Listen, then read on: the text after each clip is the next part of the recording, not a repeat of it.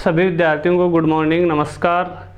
देखो, GB education की ओर से संचालित ऑनलाइन क्लास में हम कक्षा 10 सामाजिक विज्ञान के पहले लेसन की चर्चा कर रहे थे। पहले लेसन का एक वीडियो अपना अपलोड हो चुका है। आज पार्ट सेकंड मतलब सेकंड वीडियो में अपन चर्चा करेंगे। पहली जो क्लास हुई थी उसमें भी मैंने आपको बताया था ये लेसन बोर्ड एग्जाम में 5 नंबर का है। एक पर्सन 1 नंबर का होगा, एक पर्सन 4 नंबर का होगा, मतलब टोटल 2 पर्सन, टोटल नंबर 5। चलो, लास्ट वीडियो में अपन मौर्य काल के बारे में चर्चा कर रहे थे। मौर्य काल का जो पहला शासक था जिसका नाम था चंद्रगुप्त मौर्य। चंद्रगुप्त मौर्य के बारे में अपनी चर्चा कंप्लीट हो चुकी थी। मैंने एक डायग्राम बनाया था, उसमें मैंने आपको बताया था कि चंद्रगुप्त मौर्य के बाद में शासक बना उसका बेटा बिंदुसार, बिंदुसार के बाद उस शासक बना उसका बेटा अशोक। तो अब अपनी चर्चा होगी बिंदुसार को लेकर। देखो, बिंदुसार में ज्यादा कुछ भी नहीं है, 2-3 एक नंबर के प्रश्न बनते हैं। समझ गए बात? वो मैं आपको बता देता हूं। जैसे आपसे पूछ लिया जाए, यूनानी लेखकों ने, यूनानी जो भी लेखक थे उन्होंने बिंदुसार को कहा, मतलब यूनानी लेखक बिंदुसार को क्या कहते थे? मित्रोचेटस, ये नाम आपको ध्यान रखना है। वो बिंदुसार को बिंदुसार ने कहकर क्या कहा करते थे? मित्रोचेटस।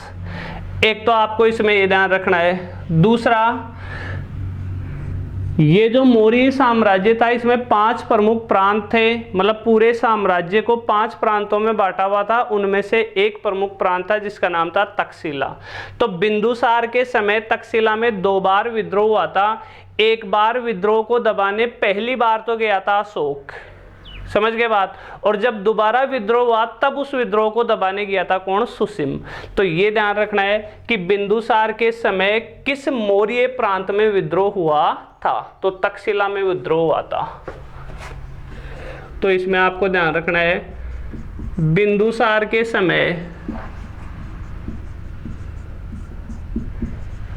तक्षशिला में 2 बार विद्रोह हुआ। तो एक तो ये ध्यान रखना है कि बिंदुसार के समय विद्रोह कहाँ हुआ था? कहाँ हुआ था? तक्षशिला में। तो या तो ये क्वेश्चन पूछ लेगा, या फिर उस विद्रोह को दबाने के लिए बिंदुसार ने किसको भेजा था? तो इसे मैं आगे लिख रहा हूं मैं, बिंदुसार ने इस विद्रोह को दबाने के लिए या इस विद्रोह का दमन करने के लिए, एक ही बात है, दबाना कह दो चाहे दमन करना कह दो, दबाने के लिए अब 2 बार विद्रोह आता। तो पहली बार तो किसको? अशोक को, मतलब जो बिंदुसार का जो पुत्र था अशोक, पहली बार अशोक को, तथा दूसरी बार अशोक का ही एक भाई था, मतलब बिंदुसार का बेटा था जिसका नाम था सुसीम, इसको बेचा। बस ये ध्यान रखना आपको कि भाई बिंदुसार के समय जो तक्षशिला में विद्रोह हुआ था उस विद्रोह का दमन करने के लिए बिंदुसार ने किसको भेजा था? तो आपको आंसर देना है पहली बार अशोक को, दूसरी बार सुसीम को। एक आपको ध्यान रखना है, बिंदुसार के समय एक यूनानी राजदूत भारत आया था, उसका नाम था डायमेकस। लास्ट प्रश्न यही बनता है बिंदुसार के बारे में। बिंदुसार के समय यूनानी राजदूत जिसका नाम था डायमेकस, डायमेकस भारत आया था।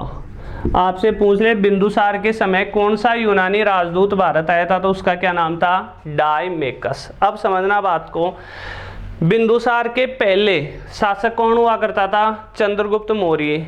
मैंने आपको एक लाइन लिखवाई थी किसमें, कि जब चंद्रगुप्त मौर्य और सेल्यूकस के बीच 305 ईसा पूर्व में युद्ध हुआ था, उस युद्ध में चंद्रगुप्त मौर्य की जीत हो गई थी। उसके बाद सेल्यूकस ने चंद्रगुप्त मौर्य को अपना एक राजदूत दिया था, उस राजदूत का नाम था मेगस्थनीज। ध्यान रखना। तो सेल्यूकस ने चंद्रगुप्त मौर्य को कौन सा राजदूत दिया? मेगस्थनीज। और बिंदुसार को कौन सा राजदूत दिया? डायमेकस। लेकिन बिंदुसार को जब ये राजदूत दिया गया डायमेकस, तब सेल्यूकस नहीं था यूनान का शासक, तब यूनान का शासक था जिसका नाम था एंटियोकस फर्तम। क्या नाम था? एंटियोकस फर्तम। वो शासक आपको याद रखने की आवश्यकता नहीं है। ये 3 बातें आप बिंदुसार के बारे में याद रखोगे, और बिंदुसार के बारे में बस यही अपने को उल्लेख करना था, इससे ज़्यादा कुछ इसमें पूछा भी नहीं जाता। अब बात करेंगे अपन अशोक के बारे में।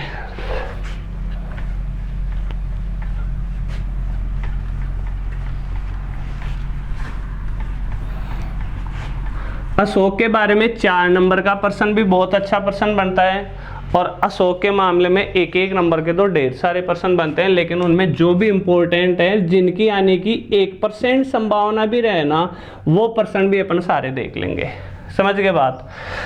देखो, हम प्रारंभ में चर्चा करेंगे अशोक के बारे में। शासनकाल इसका याद रखने की जरूरत है नहीं, 272 ईसा पूर्व से 232 ईसा पूर्व तक वो अपन ने वहाँ लिख दिया था। ये कोई तुम्हारे से पूछेगा भी नहीं कि अशोक ने कब से कब तक शासन किया। देखो, अशोक के जो अभिलेख है ना, वो प्रसिद्ध हैं। जैसे भारत में पहला शासक अशोक ही था जिसने अभिलेख लिखवाना प्रारंभ किया। बताता हूँ अभिलेख होता है क्या है। तो सबसे पहले बात तो आप ये लिखोगे, अशोक भारत का प्रथम शासक था जिसने अभिलेख लिखवाना प्रारंभ किया। ध्यान रख लोगे, आपसे पूछ लिया जाए भारत का पहला शासक कौन सा था जिसने अभिलेख लिखवाना प्रारंभ किया, उसका क्या नाम था? अशोक। अब हमें यह भी पता रहना चाहिए कि अशोक ने यह अभिलेख लिखने की परंपरा किससे सीखी थी। तो एक क्वेश्चन के रूप में अपन लिखें, अशोक ने अभिलेख लिखने की परंपरा किससे ग्रहण की? तो अशोक ने ये परंपरा कहाँ से ली थी? ईरान का एक शासक था जिसका नाम था दारा।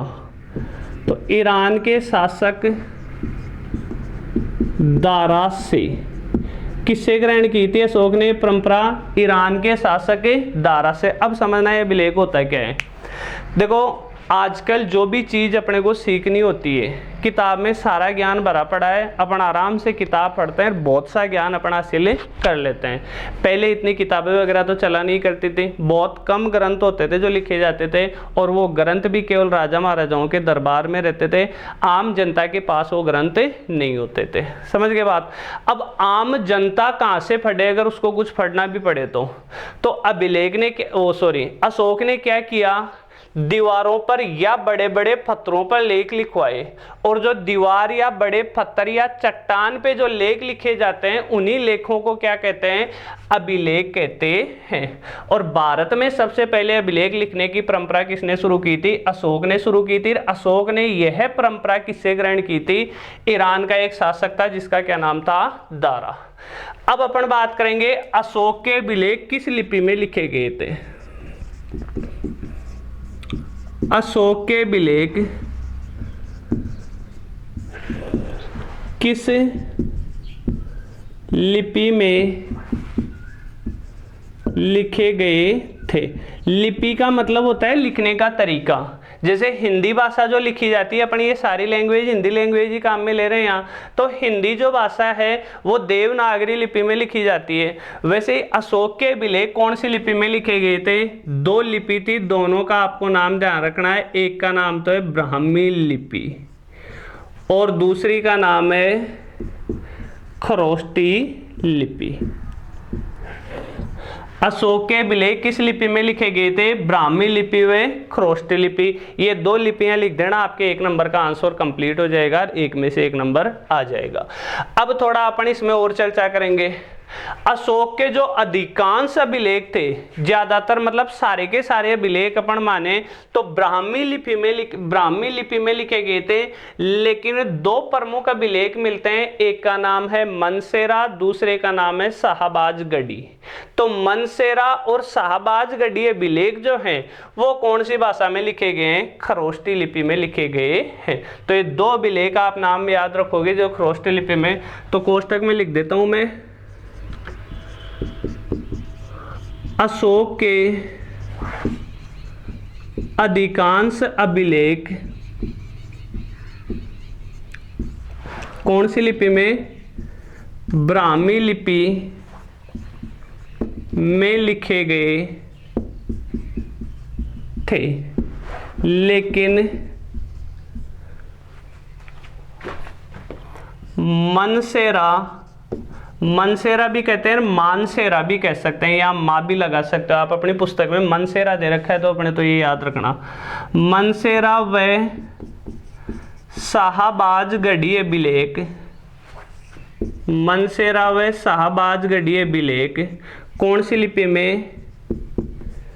खरोष्टी लिपि में लिखे गए थे।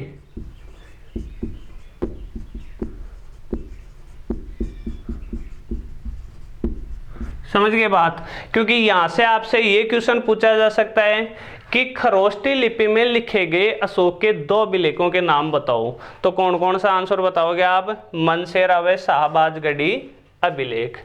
अब देखो, अभी अगर कोई देवनागरी लिपि में अगर कुछ लिखा हुआ मिले, मतलब हिंदी भाषा में कोई लिखा हुआ मिले, अपन आसानी से पढ़ सकते हैं, लेकिन उस समय अशोक के जो अभिलेख लिखे गए थे, अब ये लिपि हर किसी के समझ में नहीं आती, अब वाले विद्वानों के भी पूरी तरह समझ में नहीं आ रही। तो पूरी तरह अशोक ने क्या लिखवाया था इसकी जानकारी तो तब मिले ना जब वर्तमान में कोई विद्वान अशोक के अभिलेखों को पढ़ पाए। तो धीरे धीरे तो हालांकि अशोक के अभिलेख पढ़े जा चुके हैं, लेकिन अशोक के अभिलेखों को पढ़ने में सबसे पहले सफलता किस विद्वान को मिली थी? तो उस विद्वान का नाम है जेम्स प्रिंसेप।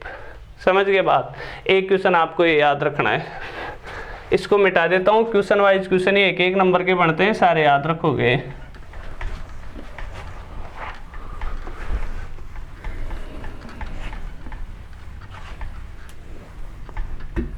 तो अगला आपको याद रखना है, अशोक के अभिलेखों को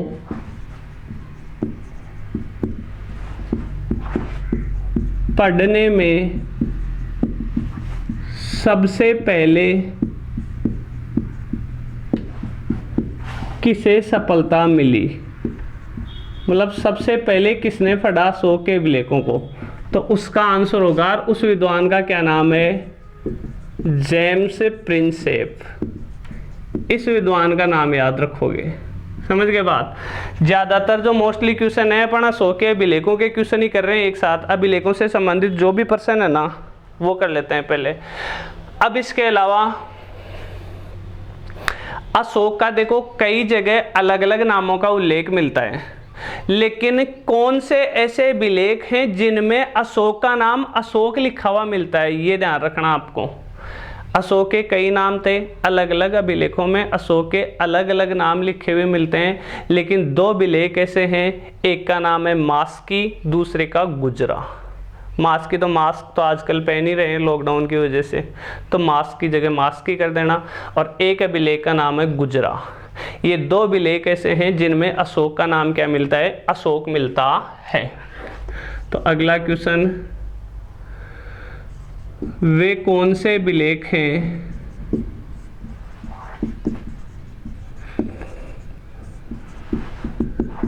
जिनमें अशोक का नाम अशोक मिलता है? तो दो अभिलेख हैं, एक का नाम है मास्की और दूसरे अभिलेख का नाम क्या है? गुजरा।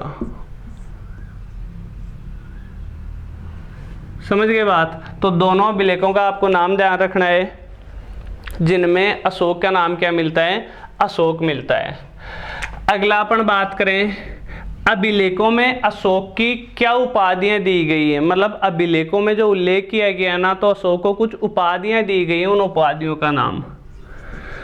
तो क्वेश्चन है अभिलेखों में अशोक को कौन सी उपाधियां दी गई हैं, कौन सी उपाधियां दी गई हैं। तो दो उपाधियां हैं, दोनों का सेम सा नाम ही है। एक है देवनाम पीए,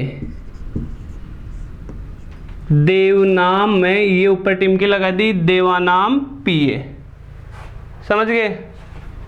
देवा कर लो यहाँ, देवानाम पीए, पीए का मतलब होता है प्रिय, मतलब देवताओं का प्रिय। देवानाम पीए का मतलब क्या हो गया, ये है देवाना पीए, मतलब हो गया देवताओं का प्रिय। एक उपाधि मिली है देवाना पीए, ये तो यहाँ तक लिखा हुआ था ही, इसके 10 ही और लगा देना।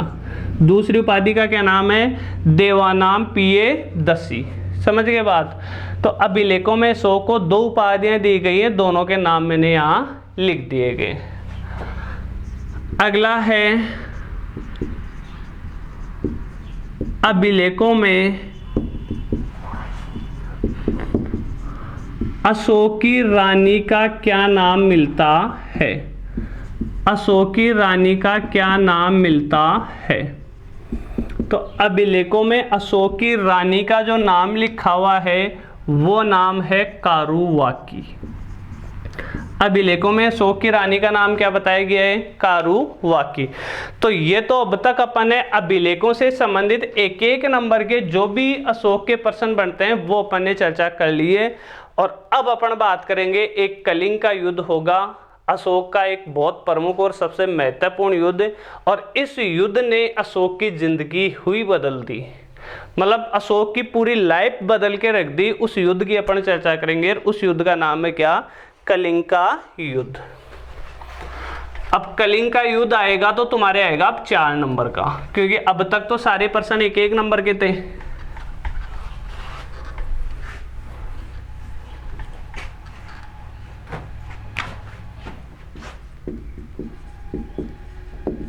युद्ध का नाम क्या है, कलिंग का युद्ध। क्यों, ये आएगा तो कितने नंबर का आएगा, 4 नंबर का। एक बार बोर्ड पे लिख देता हूं मैं, पॉइंट टू पॉइंट लिखेंगे पर फिर एक बार समझा दूंगा वैसे आपको। अशोक के राज्याभिषेक के 8वें वर्ष, और वो कोष्टक में आप लिखोगे 261 ईसा पूर्व, यह युद्ध हुआ था। समझ गए बात। दूसरा एक अभिलेख है, जिस अभिलेख का नाम है हाथी गुम्फा अभिलेख। अभिलेख का क्या नाम है, हाथी गुम्फा अभिलेख। इसमें लिखा हुआ है, क्या लिखा हुआ है, मतलब इस हाथी गुम्फा अभिलेख के अनुसार उस समय कलिंग का शासक नंदराज था।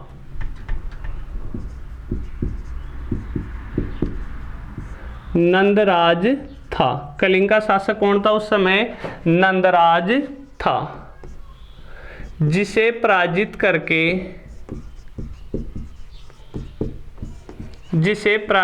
करके अशोक ने कलिंग पर अधिकार कर लिया। अब कलिंग पर अधिकार कर लिया किसने, अशोक ने। अब अशोक ने कलिंग की राजधानी किसे बनाया, तो कलिंग की राजधानी, क्योंकि अब तो अशोक अपने अकॉर्डिंग कलिंग की राजधानी किसे बनाएगा, वो दोली, या फिर इसी शहर का नाम क्या था, तोसली को बनाया गया। मतलब युद्ध जीत गया, कलिंग पर अधिकार कर लिया, और उसके बाद में कलिंग की राजधानी किसे बनाया गया, दोली या तोसली को बनाया गया। अब इसके बाद में पहले समझना, फिर आगे बताऊंगा आगे वाले पॉइंट। अशोक का राज्याभिषेक हुआ था उसके 8वें वर्ष, मतलब राज्याभिषेक के बाद में जब 8वां वर्ष चल रहा था तब अशोक ने युद्ध लड़ा था, और उस युद्ध का क्या नाम था? कलिंग का युद्ध। अब आप ज्यादा दिमाग लगाओ तो यहाँ सोचना, अशोक का शासन काल बताया था मैंने 272 ईसा पूर्व से 232 ईसा पूर्व, यही बताया था अशोक का शासन काल। अब 272 ईसा पूर्व से देखा जाए तो 1 साल होंगी 271 ईसा पूर्व, 2 साल 270, 3 साल 269, तो 261 में तो 11-12 साल हो गई, और ये युद्ध लड़ा था 8वें वर्ष। इसका मतलब ये हुआ कि अशोक 272 ईसा पूर्व शासक तो बन गया था, लेकिन उस समय उसका राज्याभिषेक नहीं हुआ था, क्योंकि ये माना जाता है कि अशोक जब शासक बना तो अशोक के कुल मिलाकर 99 भाई थे, वो 99 भाई भी चाहते थे कि मैं शासक बनूं, मैं राजा बनूं। तो अशोक ने अपने 99 भाइयों को मारा। उन सबको मारने के बाद खुद सोचो आप, कितने भाइयों को मारा? अशोक ने अपने 99 भाइयों को मारा। उनको मारने के बाद अपना राज्याभिषेक करवाया, और वो राज्याभिषेक हुआ था कब? 269 ईसा पूर्व। इस समय इसका राज्याभिषेक हुआ। राज्याभिषेक के बाद 8वें वर्ष, मतलब कौन सी ईस्वी हो गई? 261 ईसा पूर्व। समझ गए बात? तो अब इसको याद रखने की अपने को जरूरत है नहीं, इसलिए इसको मिटा देता हूं। तो राज्याभिषेक के 8वें वर्ष मतलब 261 ईसा पूर्व युद्ध हुआ। एक अभिलेख है जिसका नाम है हाथी गुम्फा अभिलेख। इसमें लिखा हुआ है कि उस समय कलिंग का शासक कौन था? नंदराज था, जिसे पराजित करके अशोक ने कलिंग पर अधिकार कर लिया, नंदराज की हत्या कर दी। और कलिंग की राजधानी किसे बनाया? दोली या तोसली को। अब सुनना, यह माना जाता है कि इस युद्ध में लगभग 1 लाख लोगों की हत्या करवा दी किसने? अशोक ने। रात के समय जब युद्ध बंद हो गया, 1 लाख लोगों की लाश पड़ी हुई थी। उसके बाद में मॉर्निंग में जब अशोक सुबह जगा तो सुबह सुबह उसका टहलने का मूड हुआ। कहाँ की बात है? कलिंग की बात है। सुबह सुबह जब अशोक टहलने निकला तो जहाँ भी अशोक कदम रखता, हर कदम पे एक एक लाश पड़ी हुई थी। आप खुद सोचो, तब अशोक के दिमाग में आया कि यार ये अपन ने क्या कर दिया। 1 लाख निर्दोष लोगों की हत्या करवा दी किसने? अशोक ने। तब से अशोक का माइंड पिघल गया और अशोक ने सोच लिया कि आज से युद्ध करना बंद। यही माना जाता है कि कलिंग युद्ध के बाद अशोक ने युद्ध घोष को त्याग कर कौन सी नीति अपना ली? धम्म घोष की नीति अपना ली। युद्ध घोष का मतलब तो समझते हो, युद्ध करने की नीति, वो तो छोड़ दी। अब अपना ली धम्म घोष की नीति। तो धम्म क्या होता है, इसका अर्थ क्या होता है, ये अपन अगले पर्सन में करेंगे। समझ गए बात?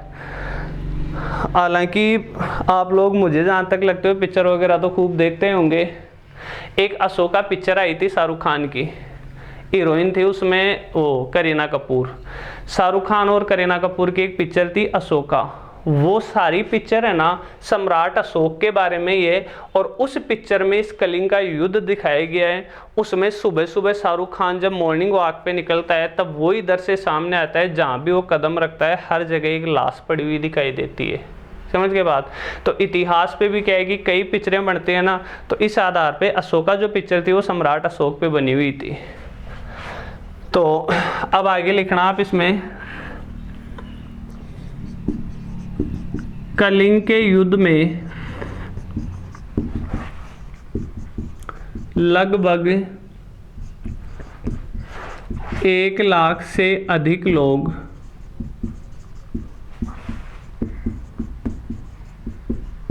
मारे गए थे, लेकिन इस युद्ध के बाद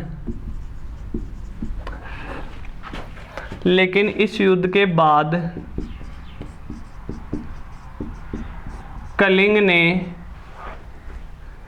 युद्ध घोष कह दो चाहे रण घोष कह दो, क्योंकि रण का मतलब क्या होता है? युद्ध ही होता है। युद्ध घोष को त्याग कर कौन सी नीति अपना ली? धम्म घोष की नीति अपना ली।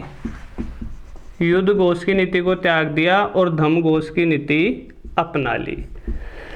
और उसके जस्ट बाद में 2 बौद्ध भिक्षु थे, नाम सुन लेना, अपन लिखेंगे नहीं उनका नाम। एक का नाम था निग्रोध और दूसरे बौद्ध भिक्षु का नाम था उपगुप्त। क्या क्या नाम था उन बौद्ध संतों का या भिक्षुओं का?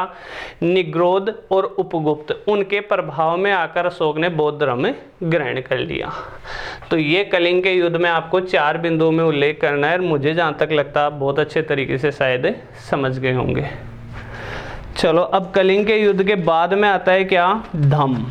क्योंकि लास्ट पॉइंट में मैंने आपको कहा था ना कि भाई युद्ध का मतलब समझते हो। हम चर्चा करेंगे अब किसको लेकर? धम्म को लेकर। धम्म क्या होता है?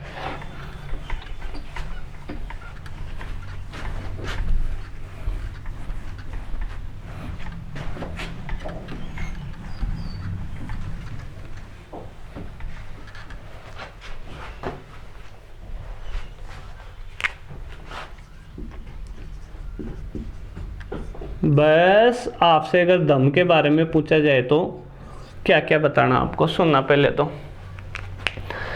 अशोक ने मनुष्यों की नैतिक उन्नति के लिए, नैतिक उन्नति का मतलब होता है नैतिकता का विकास करना।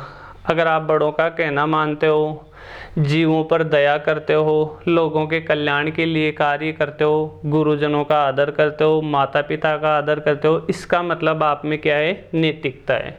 तो इस नैतिकता की उन्नति के लिए जो आदर्श बताए, उन आदर्शों को ही क्या कहते हैं? धम्म कहते हैं। तो सुनना, दो बोर्ड पे लिख रहा हूं मैं। अशोक ने मनुष्यों की नैतिक उन्नति के लिए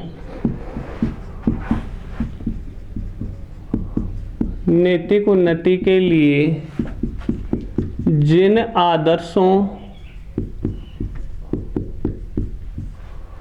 आदर्शों का प्रतिपादन किया, उन्हें ही, मतलब उन आदर्शों को ही क्या कहते हैं? धम्म कहते हैं। अब और सुनना, अशोक की जो धम्म की परिभाषा है ना, अशोक के कई स्तंभ लेख या शिलालेख लिखे गए, उनमें दूसरा और जो 7वां स्तंभ लेख है, उनमें अशोक ने किसकी परिभाषा लिखवाई थी? धम्म की परिभाषा लिखवाई थी। तो दूसरे पॉइंट में लिखना, अशोक ने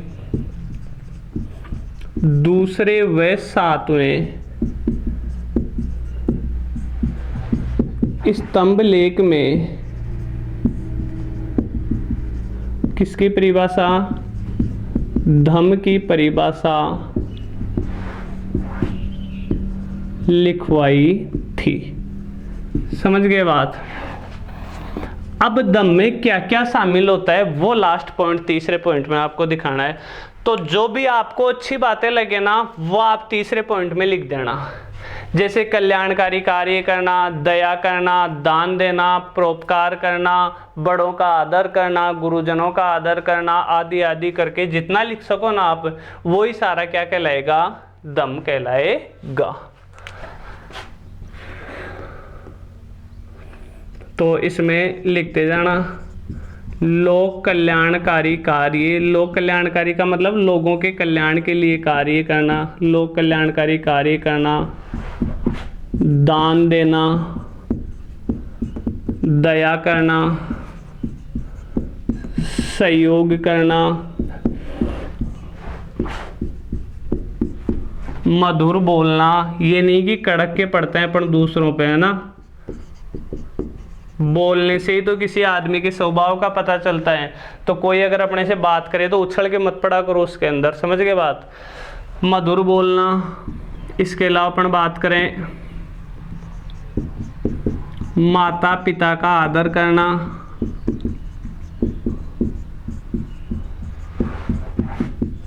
गुरु का आदर करना, बड़ों का कहना मानना, और अगर कोई किताब में बच रहे हो तो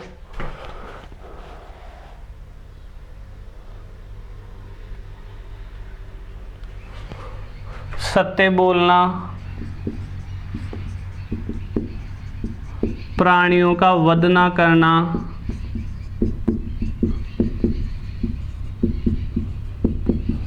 ये जो जीवों को मार के खाने वाले जो स्वभाव होता है ना, प्राणियों का वध करके उसके खाया जाता है, वो भी गलत माना गया है। प्राणियों का वध ना करना आदि अशोक के धम्म में शामिल हैं।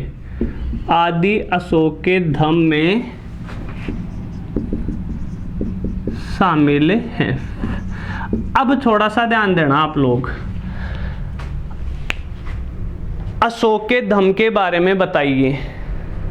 1 नंबर का भी यही प्रश्न बनता है और 4 नंबर का भी यही प्रश्न बनता है। अगर अशोक के धम्म की परिभाषा 1 नंबर के प्रश्न में पूछी जाए तब तो केवल आपको पहला पॉइंट लिखना है, और ज़्यादा तुम्हारा मूड हो जाए तो शुरू के 2 पॉइंट लिख देना, इससे ज़्यादा बिल्कुल भी मत लिखना।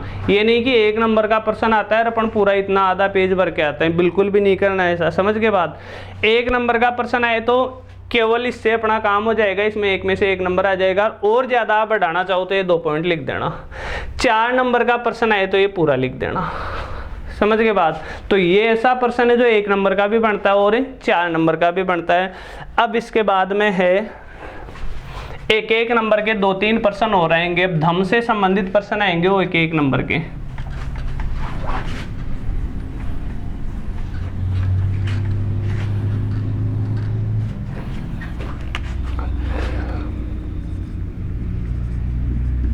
अगला है धम्म यात्रा। अगर धम्म यात्रा प्रश्न आएगा तो कितने नंबर का होगा? 1 नंबर का। अब सुनना, अशोक ने बौद्ध विहारों की यात्रा प्रारंभ करवाई, यात्रा प्रारंभ की, इसे ही धम्म यात्रा कहते हैं। बता दूंगा क्या होते हैं ये बौद्ध विहार। अशोक ने बौद्ध विहारों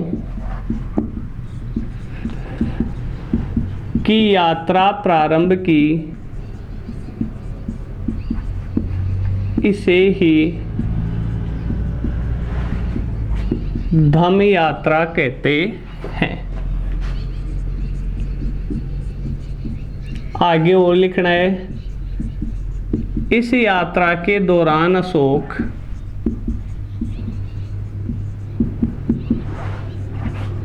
ब्राह्मणों व बुजुर्गों, मतलब जो भी बुढ़े बुजुर्ग होते थे, को स्वर्ण की मुद्राएं दान देता था। स्वर्ण की मुद्राएं दान देता था। अब समझना इसका मतलब, बौद्ध विहार किसे कहते हैं पहले तो वो समझना। अपने से क्वेश्चन नहीं पूछा जाएगा, लेकिन एक वर्ड आ गया ना बौद्ध विहार, तो मैं आपको और तो बता देता हूँ। जो बौद्ध धर्म में जो भिक्षु होते हैं ना, जैसे अपने हिंदू धर्म में तो ब्राह्मण होते हैं, मुस्लिम धर्म में मौलवी होते हैं, वैसे बौद्ध धर्म में कौन होते हैं? बौद्ध भिक्षु होते हैं। उन बौद्ध भिक्षुओं के रहने के स्थान को क्या कहते हैं? बौद्ध विहार कहते हैं। और उन बौद्ध विहारों की यात्रा किसने प्रारंभ करवाई? अशोक ने यात्रा प्रारंभ करवाई। इससे पहले तक देखो क्या होता था, इससे पहले तक जो भी राजा महाराजा बौद्ध विहारों की यात्रा करवाते थे वो रास्ते में जाते वक्त शिकार करते थे और आते वक्त शिकार करते थे। लेकिन अशोक ने क्या किया? अशोक ने जब बौद्ध विहारों की यात्रा प्रारंभ करवाई तो जाते वक्त ब्राह्मण व बुजुर्गों को स्वर्ण की मुद्राएं दान देता था और आते वक्त भी स्वर्ण की मुद्राएं दान देता था। तो ये यात्रा क्या कहलाई? धम्म यात्रा। चलो अगला प्रश्न देखे पण अनुसंधान।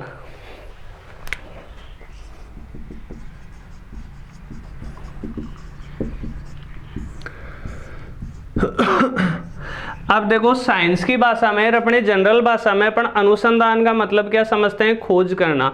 लेकिन अगर सामाजिक विज्ञान में आपसे अनुसंधान पूछा जाए तो इसका अर्थ खोज करना मत बता देना। देखो अनुसंधान किसे कहते हैं? अशोक ने क्या शुरू करवाया? प्रत्येक 5 वर्ष बाद वह अपने राज्य को कर्मचारियों को बौद्ध धर्म के प्रचार के लिए भेजता था, और ये प्रचार के लिए भेजना ही क्या कहलाया? अनुसंधान कहलाया। तो इसका आंसर मैं बोर्ड पे लिखता हूं, फिर एक बार और देख लेंगे अपन। अशोक अपने राज्य के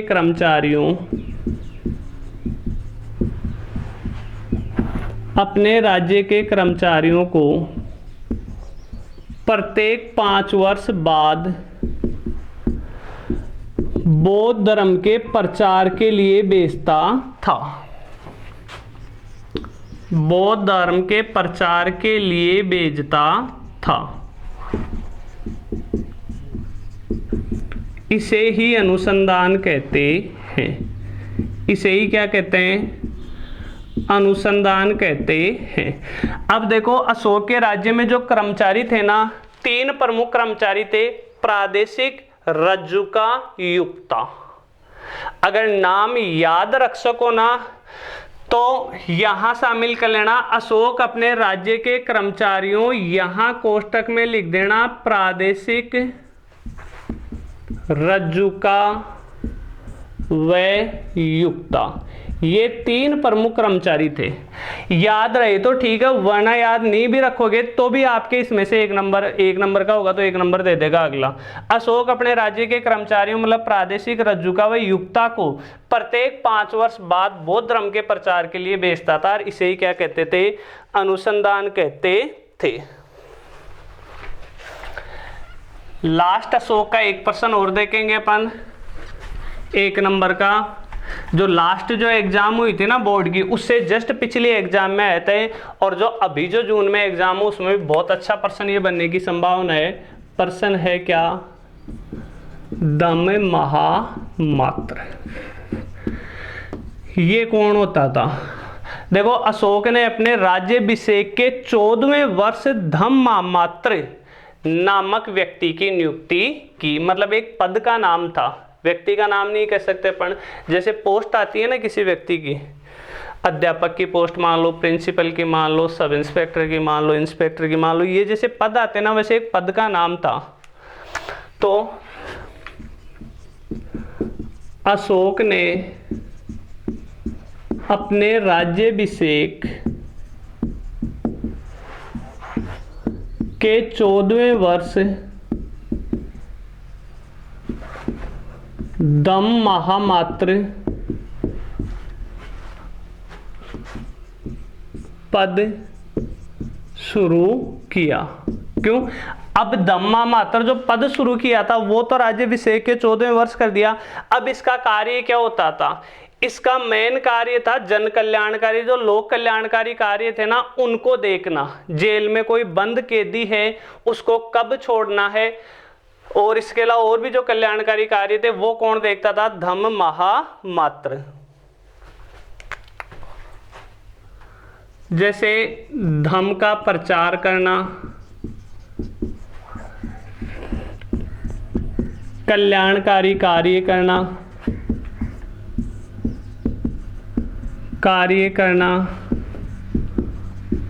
कारावास में बंद कैदियों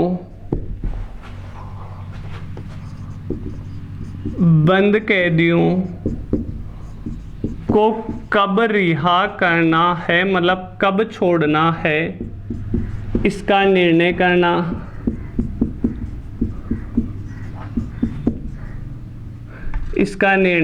करना आदि इसके प्रमुख कार्य होते थे। इसके मतलब दम महामात्र के आदि इसके प्रमुख कार्य होते थे। समझ गए बात, यह आपका क्या हो गया, धम महामात्र। तो दम महामात्र के कार्य क्या होते थे, दम का प्रचार करना, कल्याणकारी कार्य करना, कारावास में बंद कैदियों को कब रिहा करना है इसका निर्णय करना, आदि दम महामात्र के क्या होते थे, प्रमुख कार्य। आज के वीडियो में अपनी चर्चा बस यहीं तक होगी। अशोक भी इसी के साथ कंप्लीट। लास्ट एक और याद रख लेना, अपन मौर्य काल में 3 ही तो शासक कर रहे थे, चंद्रगुप्त मौर्य, उसके बाद बिंदुसार आया, उसके बाद अशोक आया। तो अशोक की चर्चा कंप्लीट होगी।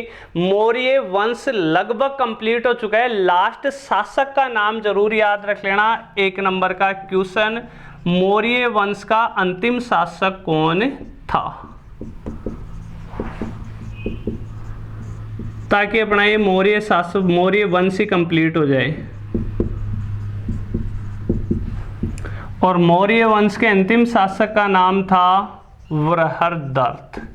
क्या नाम था, वृहद, ये द है, ये थ है, थ के ऊपर रे की मात्रा। अब मौर्य शासकों की तो बात हो चुकी है। मौर्य काल में अब अपन चर्चा करेंगे किसको लेकर, कि भाई मौर्य काल में केंद्रीय प्रशासन की क्या व्यवस्था थी, प्रांतीय प्रशासन की क्या व्यवस्था थी, मौर्य काल का समाज कैसा था, मौर्य काल में न्याय प्रणाली कैसी थी। इन सभी विषयों को लेकर जो चर्चा करेंगे अपन, वो चर्चा होगी अपनी नेक्स्ट क्लास में। तो फिर अपनी मुलाकात होगी, तब तक के लिए जय हिंद, जय भारत।